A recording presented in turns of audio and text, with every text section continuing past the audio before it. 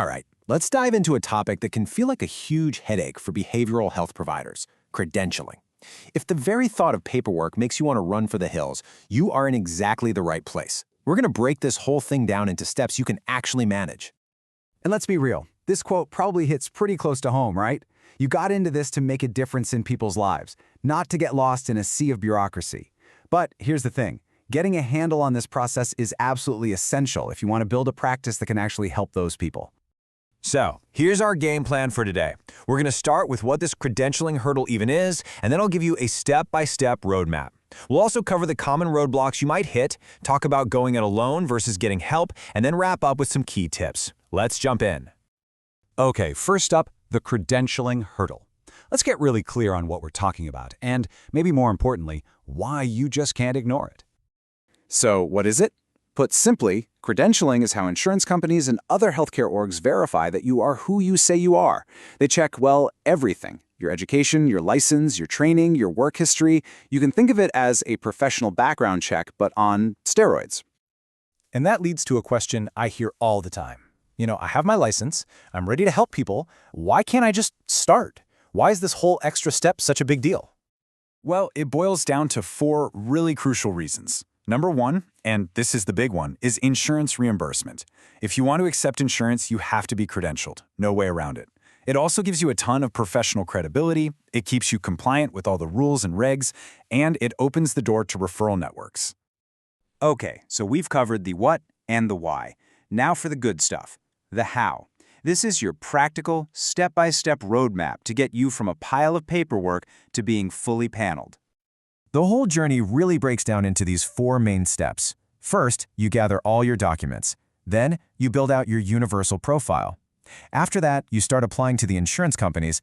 And finally, you wait for them to do their thing, which is called primary source verification. Let's dig into each one. Step 1 is all about getting your ducks in a row. Seriously, don't even think about filling out a single application until you have all this stuff together. We're talking about your current CV, and make sure there are no unexplained gaps in time, your licenses, your liability insurance, your NPI number, everything you see here. Getting organized first is a total game changer. And here is probably the best piece of advice I can give you for this stage. Create one digital folder for everything. Scan every single one of these documents and have them ready to go in one place. Trust me, your future self will thank you for this. Okay, next up, the CAQH profile.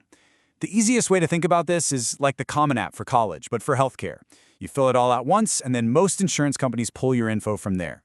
The key word here is meticulous. Be so careful with dates, with details, with listing all your practice locations. And you absolutely have to log in and update it or reattest it every 120 days to keep it active. Once that CAQH profile is shiny and perfect, you can start applying to the actual insurance panels. You'll want to do a little homework here to figure out which insurance companies are the big players in your specific area.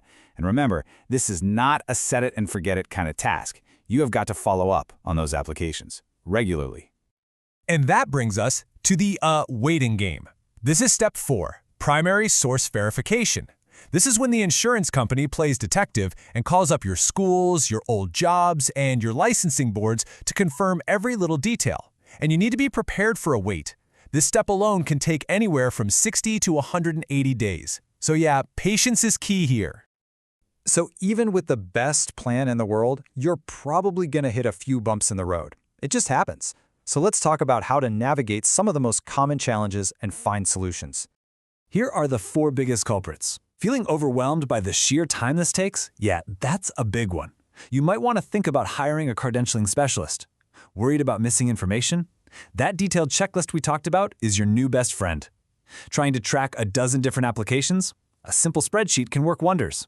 And for keeping up with it all long-term, put every single renewal deadline in your calendar with reminders.